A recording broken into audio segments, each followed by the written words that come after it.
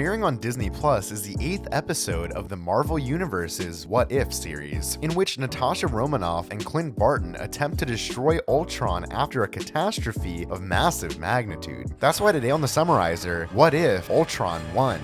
As we have seen in previous episodes, time, space, reality, it's more than a linear path. In this series, it's a prism of unlimited possibility where a single choice can divide into infinite realities and create alternate worlds to the one you already know. And here we are going to see it all from the eyes of the Watcher, who is our guide in these vast new realities. The story begins with something we've seen before, which is a universe in the last days before its destruction, because this is actually the story of Natasha Romanoff, also known as Black Widow, and Clint Barton, also known as Hawkeye. Black Widow is being chased by an army of Ultron Sentinels and has 90 seconds to do something. However, that is not much to worry about because at that moment, Hawkeye appears and defends her with his arrows, while our protagonist escapes with her motorcycle, and with a couple of bombs they manage to get rid of almost all the Sentinels. A couple of minutes later, part of the army appears again, but Hawkeye appears again to take care of the situation. At one point, there are only 30 seconds left when Clint loses an arm in his fight against the Sentinels, but just then Black Widow appears, gives him a hand, and says that they must hurry because they are failing. Because if they take just a little longer, the Sentinels are going to send their location to Ultron's hive mind. Anyway, all this doesn't matter much because while the two of them are walking somewhere in Russia, they tell us the story we already know from the previous movies, that apparently the end of the world began with the dream of Tony Stark when he created Ultron to protect the world and achieve peace with the Mind Stone. But for Ultron, there was only one path to peace, and that path was the elimination of all life. But to really be able to carry out his plan, Ultron needed an organic body of his own, which would merge the powers of man, machine, and mind into one. But in the universe we already know from the previous movies, the Avengers stole that thing and used it to create Vision. Well, forget about that though, because in this universe, Ultron achieved his goal of getting that body, and with the infinite power of the Mind Stone, completed by the power that Vision's body gave him, he began to desolate the entire planet. And although our two characters from before want to shoot down the satellites so that it can't launch the missiles, it seems it's too late and they cannot do anything more, because Ultron launches them anyway with the goal of destroying all humanity. Everyone you love around you's dying! And while we see how a lot of missiles are about to fall on the different countries of the planet Earth, Hawkeye and Black Widow realize that it's too late. So in this universe, Ultron destroyed the entire planet, and now he finally achieved the supposed peace for which he was created. But it doesn't end here, because Ultron's era has just begun. The point is that at one point, Thanos appears with 4 Infinity Stones, but even when he tries to attack him, Ultron doesn't have much trouble and kills him in a second. No fucking way! And so, without much effort, he gets the rest of the Infinity Stones. He realizes that there are many more worlds than that, and then they need him to achieve peace. So now he's going to spread peace to all corners of the universe. On his world-destroying journey, he first passes Thor's home and destroys the planet Asgard without much trouble. Then he destroys the planet you surely remember from Guardians of the Galaxy 2 named the Sovereign, then Sakaar and Ego, until he reaches Xandar where Captain Marvel appears. Run, bitch! Run!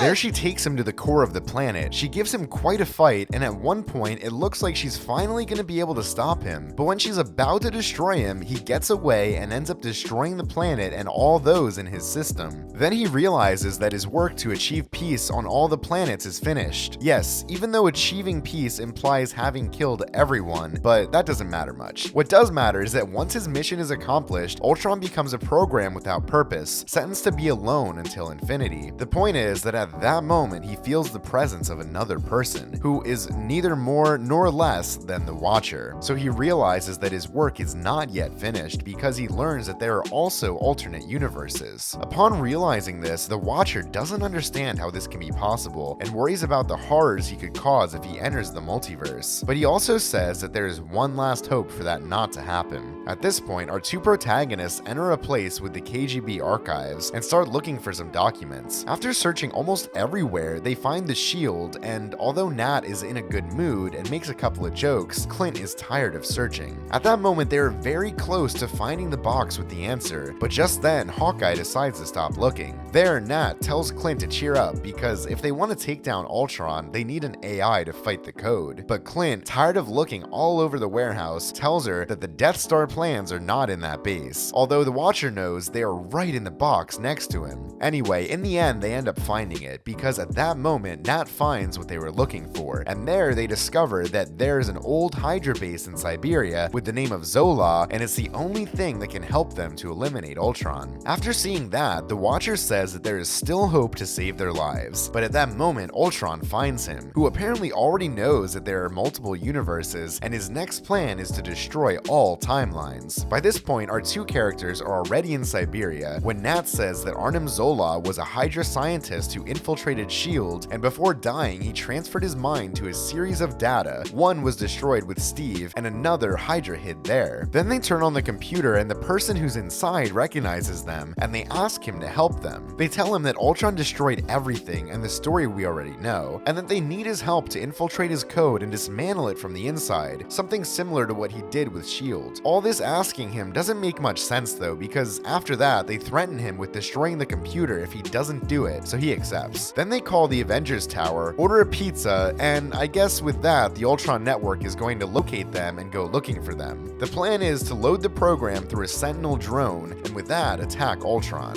After that, and when the army arrives, they set fire to the computer, but with the drone, they manage to connect to one of the Sentinel's army. At that moment, the computer manages to connect, and so that he doesn't try to escape, they break his legs. The problem is that when he tries to connect to the hive, he realizes that Ultron's hive mind is out of reach, so they take the computer and both manage to escape from Ultron's army. Well, actually, both of them don't, because at that moment, Clint doesn't want to keep fighting. He drops himself and suicides,